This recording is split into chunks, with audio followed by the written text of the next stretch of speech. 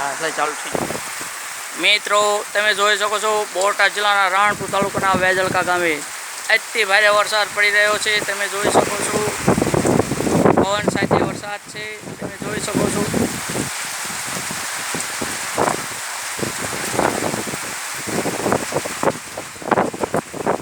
પવન તુફાના મારી રહ્યો છે। તમે જુઓ વરસાદ પડી રહ્યો છે।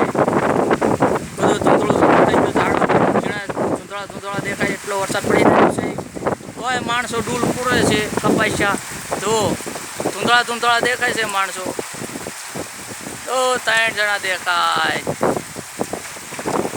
પાણી પી નાખ્યું છે, ખેતરમાં પાણી હેલી નીકળ્યા। જો હજી આજની આગાહી હારી છે। આજે 24 તારીખ છે અને સોમવાર છે। તમે જુઓ કેટલો પવન સાથે વરસાદ આવી રહ્યો છે।